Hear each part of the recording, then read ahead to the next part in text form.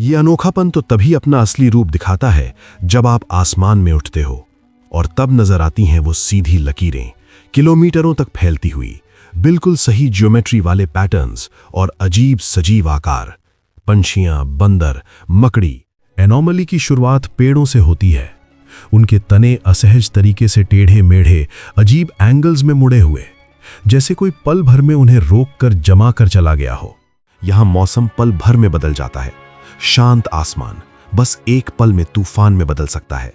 Electronic instruments एक साथ fail हो जाते हैं, जैसे किसी ने उनका स्विच बंद कर दिया हो। कहते हैं मोआए खुद चलते थे। उनमें माना एक आत्मा शक्ति भरी होती थी और वो शक्ति उन्हें चलने, खड़े रहने, देखने की क्षमता देती थी। एक झील जो पूरी की पूरी गुलाबी है। आसमान से देखने पर यह बिल्कुल नकली लगती है, जैसे किसी ने प्रकृति में पेंट उड़ाल दिया हो। कहीं इंसान के दिमाग के कोने में एक चुप सा यकीन बसा होता है कि दुनिया समझ ली गई है। हर जंगल की सीमा होती है, हर समंदर की गहराई और हर पत्थर के पीछे कोई वजह है।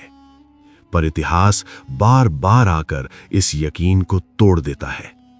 दुनिया में कुछ जगहें ऐसी हैं जो नॉर्मल होने से इनकार करती हैं। दूर से आम दिखने वाली, पर पास जाते ही हवा में एक बेचैनी घुल जाती है, खामोशी बढ़ जाती है और लगता है जैसे वो जगह आपको देख रही हो। ये राज चीखते नहीं, बस होते हैं, और जितना आप उन्हें समझने की कोशिश करते हो उतना ही एक सवाल गहरा होता जाता है। हमारी समझ की सीमा के बाद क्या छुपा है? अगर आप उन कहानियों की तरफ खिंचते हो जो विज्ञान और अनिश्चितता के बीच चलती हैं, तो ये सफर आपके लिए है। चलिए शुरू करते हैं। पेरू के दक्षिणी हिस्से में फैला हुआ नाज़का डेजर्ट दुनिया के सबसे सूखे, सबसे सन्नाटे भरे इलाकों में से एक है। मिट्टी और पत्थरों का एक बहता दूर तक फैला हुआ मैदान। ना पेड़, ना परछाई, ना ही कोई आवाज, सिर्फ हवा का हल्का सा हिस्स।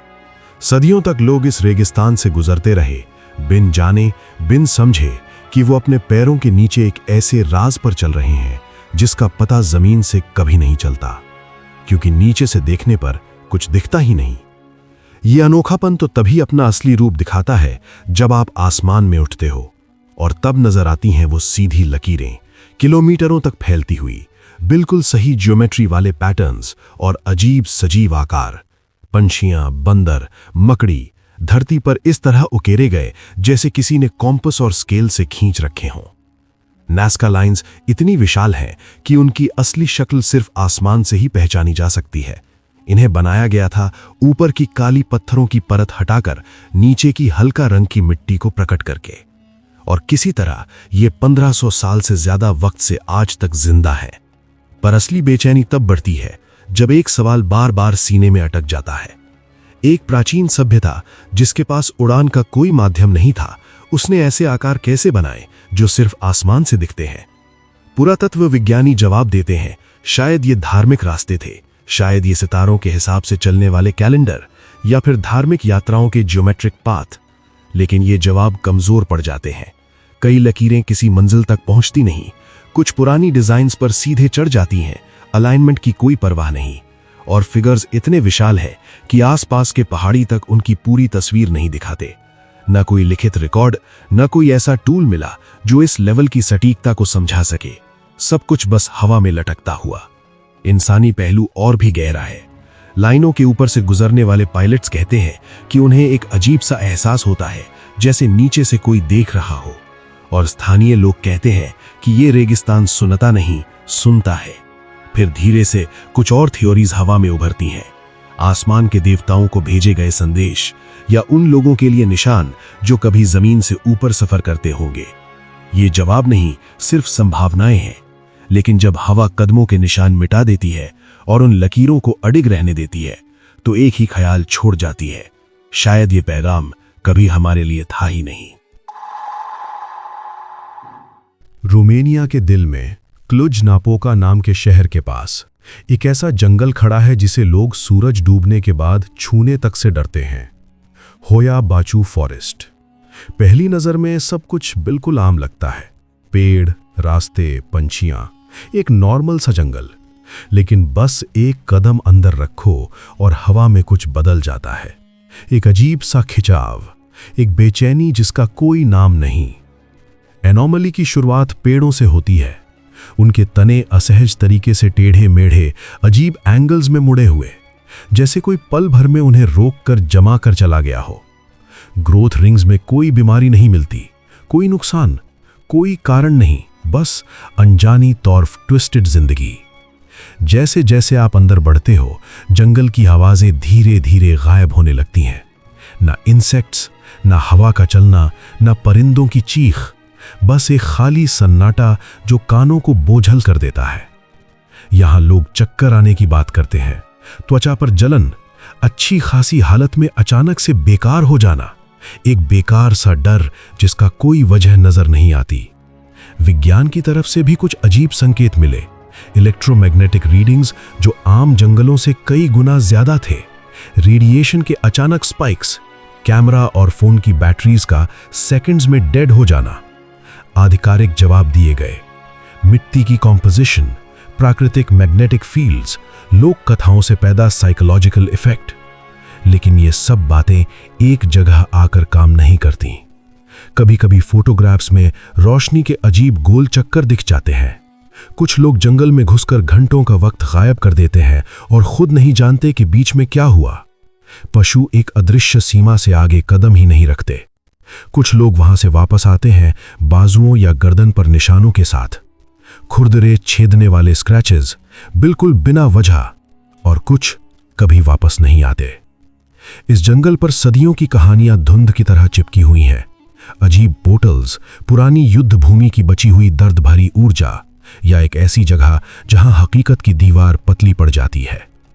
और जब पेड़ अपने टेढ़े, बिगड़ चुके आकारों में ही बढ़ते जाते हैं, जैसे कोई उन्हें सीधा कर ही नहीं सकता, तो जंगल एक बिना शोर का सवाल पूछता है, क्या होता है जब प्रकृति उन नियमों को तोड़ती है जिसे हम समझते आए थे। अटलांटिक ओशन दुनिया के सबसे ज्यादा स्टडी किए गए समुद्रों में से एक। हर कोने का मैप, हर लहर का चार्ट, सैटेलाइट्स तक इसकी निगरानी करते हैं। फिर भी इसी समंदर के बीच एक ऐसा हिस्सा छुपा है जहां नेविगेशन का पूरा सिस्टम टूटने लगता है, बर्म्यूडा ट्रायंगल। इसका कोई ऑफिशियल बॉर्डर नहीं, कोई साइन बोर्ड नहीं, कोई चेतावनी नहीं, सिर्फ फ्लोरिडा, बर्म्यूडा और पुएर्तो रिको के बीच का एक आमदानी जैसा खुला समंदर। और इस एनोमली की शुरुआत होती है अनुपस्थिति से। वहां से गायब हुए जहाज, बिना किसी डिस्ट्रेस सिग्नल के, बीच आसमान से मिट्टी हुई हवाई जहाजें, बिना किसी एक्सप्लेनेशन के, कंपासेस जो अपना दिशा भूल जाते हैं, बिना किसी लॉजिक के घूमने लगते हैं। यहां मौसम पल भर में बदल जाता है। शांत आसमान बस एक पल में तूफान में बदल सकता है। इलेक्ट्रॉनिक इंस्ट्रूमेंट्स एक साथ फेल हो जाते हैं, जैसे किसी ने उनका स्विच बंद कर दिया हो। विज्ञान के पास उपलब्ध जवाब हैं, मीथेन गैस इरप्शंस, अजीब मैग्नेटिक फील्ड्स, या फिर इंसानी गलती, क्योंकि ये रूट शिपिंग और फ्लाइट्स के लिए सबसे व्यस्त है। लेकिन जब इतिहास के रिकॉर्ड देखते हैं तो ये थियरीज टिकती नहीं। कई डिसअपियरेंसेस बिल्कुल परफेक्ट वेदर में हुए। कई पायलट्स सालों का अनुभव रखते थे, शांत, कंपोज्ड, और फिर अचानक बस खामोशी। मलाबाइयों का कोई निशान नहीं मिलता, रेकेज नहीं, ब्लैक बॉक्सेस तक गायब। इंसानी पहलू और ज्यादा बेचैन करता है। घर वापस न लौटे लोगों के परिवार, उनके बेजवाब लेटर्स, कोऑर्डिनेट्स जिनके आसपास कोई क्लोजर नहीं मिलता। फिर धीरे से ऑल्टरनेटिव थियरीज उभरने लगती हैं। टाइम डिस्टॉर्शंस, समंदर के नीचे छुपे हुए पुराने स्ट्रक्चर्स। ये दवाएं नहीं, बस सवाल हैं जो शायद कभी जवाब ना पाएं। आज की मॉडर्न टेक्नोलॉजी रोज इस ट्रायंगल के ऊपर से गुजरती है। अक्सर कुछ होता भी नहीं, पर एक ख्याल फिर भी दिमाग के कोने में चिपक जाता है, क्या पता ये खतरा लगातार नहीं होता, शायद ये बस उन्हें ही चुनता हो जिनको वो चाहता है। ईस्टर आइलैंड, दुनिया के सबसे अलग थलग, सबसे अकेला इंसानी बसेरा। पैसिफिक ओशन के बीच एक वोल्केनिक टुकड़ा। हजारों किलोमीटरों तक कोई जमीन नहीं, कोई पड़ोसी सभ्यता नहीं। सदियों तक इस टापू पर रहने वाले लोग लगभग पूरी दुनिया से कट कर जीते रहे। और फिर अनोमली उभरी। लगभग 1000 विशाल पत्थर के पुतले, मोआए, कुछ का वजन 80 टन से भी ज्यादा, सब एक ही दिशा में मुख किए हुए, अंदर की तरफ, गांव की तरफ, जैसे उनकी आंखें हर पल देख रही हों। कभी इन आंखों में सफेद कोरल और काली ऑब्सिडियन लगी होती थी, जिससे ये और भी जिंदा लगते थे। राज और गहरा तब होता है जब एक सवाल उठता है, इन्हें हिलाया कैसे गया? आइलैंड पर कोई इतने बड़े पेड़ ही नहीं थे जो रोलर्स बन सकते। कोई ऐसा सबूत नहीं मिलता कि उनके पास कोई एडवांस्ड मशीन थी। ऑफिशियल थियरीज कहती हैं कि लोगों की टीम ने रस्सी से इन पुतलों को सीधा चलाते हुए आगे बढ़ाया। कुछ एक्सपेरिमेंट से यह संभव लगता है, पर कहानी यहीं टूटने लगती है। कई मोआए अधूरे पड़े मिलते हैं, क्वारी से किलोमीटरों दूर।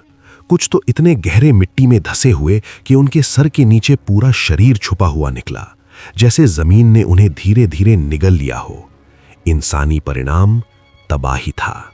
जंगल का खात्मा, खाद्य संकट, पूरी सभ्यता अपनी ही रचना के बोझ तले टूट गई। मोआए बनाना उनका धर्म बन गया और धीरे धीरे उनका अंत भी। लेकिन मिथ्स कहानी को एक अलग तरफ मोड़ देती हैं। कहते हैं मोआए खुद चलते थे, उनमें माना एक आत्मा शक्ति भरी होती थी और वो शक्ति उन्हें चलने, खड़े रहने, देखने की क्षमता देती थी।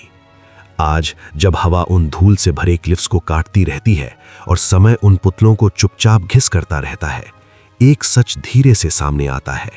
ये मोआए किसी यात्रा के लिए नहीं बने थे, किसी और जगह जाने के लिए नहीं, ये बने थे यहीं रहने के लिए और देखते रहने के लिए, सदियों तक, हर चीज को। ऑस्ट्रेलिया के पश्चिम हिस्से में एक ऐसी झील है जो इंसानी लॉजिक के हिसाब से होना ही नहीं चाहिए। लेक हिलियर, एक झील जो पूरी की पूरी गुलाबी है। आसमान से देखने पर यह बिल्कुल नकली लगती है, जैसे किसी ने प्रकृति में पेंट उड़ाल दिया हो। एक बहुत सीधा सा अनोमली और उतना ही ज्यादा परेशान कर देने वाला। पानी का रंग साल भर एक सा जैसे रहता है, गुलाबी। चाहे मौसम कोई भी हो, चाहे पानी को किसी भी बर्तन में डाल दो, रंग बदलता ही नहीं। विज्ञान एल्गे और बैक्टीरिया की तरफ उंगली उठाता है। ड्रोनेलिया सलीना, हेलो बैक्टीरिया जो पिगमेंट्स बनाते हैं। लेकिन ये कहानी अधूरी लगती है, क्योंकि ये ही ऑर्गेनिजम्स दुनिया की दूसरी झीलों में भी मिलते हैं, पर वहां पानी कभी इतना गुलाबी नहीं होता। रासायनिक संतुलन भी इस झील का जादू दोबारा नहीं बना पाता। और सबसे अजीब बात, ये गुलाबी झील बिल्कुल पास में एक नीले समंदर के साथ बड़ी शराफत से बैठी है। दोनों को सिर्फ एक पतली जमीनी पट्टी अलग करती है। दो पानी के जिस्म, दो अलग हकीकत। ये जगह किसी राजमंदी खतरों की कहानियां नहीं सुनाती। यहाँ कोई दंत कथा, कोई प्राणी, कोई गुमशुदा लोग नहीं। इंसानी पहलू बहुत शांत है, पर उतना ही गहरा। एक अजीब सा डिस्कम्फर्ट जताता है कि हमारी सबसे बुनियादी सोच, पानी ट्रांसपेरेंट होता है, ये भी पक्की बात नहीं। कुछ लोग कहते हैं कि ये झील एक प्राकृतिक संकेत है, एक एनवायरमेंटल थ्रेशहोल्ड का इंडिकेटर। और कुछ धीरे से ये भी कहते हैं शायद ये झील एक आईना है, एक बायोलॉजिकल मिरर जिसका राज हम अभी समझ नहीं पाए। आज भी धूप में हल्के चमक के साथ ये झील अपनी गुलाबी सांस लेती रहती है, न बदलती है, न समझाती है, बस रहती है अपनी ही शांति में। और फिर एक सोच दिल में शांत सा बस जाती है, अगर प्रकृति अपने नियम इतनी आराम से बदल सकती है, तो और कितने नियम होंगे जो हमसे छुपाकर बदल चुके होंगे। हम दुनिया का सफर इस विश्वास के साथ करते हैं कि राज पुराने जमाने में पड़े हैं, पुराने अवशेषों में, विनष्ट सभ्यताओं में। लेकिन ये जगहें, ये सब राज पुराने नहीं, ये जिंदा हैं, एक्टिव, आज के वक्त में। ये हमारा पीछा नहीं करती, बस इंतजार करती हैं। शायद असली राज ये नहीं कि ये जगहें हैं क्या, बल्कि ये कि ये अब तक क्यों हैं, हमारी बढ़ती हुई नॉलेज के बावजूद, हमारी तेज होती आवाज़ों के बावजूद। और शायद ये राज सुलझाने के लिए बने ही नहीं, बस याद रखे जाने के लिए बने हैं। आपको कौन सी मिस्टीरियस जगह सबसे ज़्यादा हैरान करती है? कमेंट में बताओ।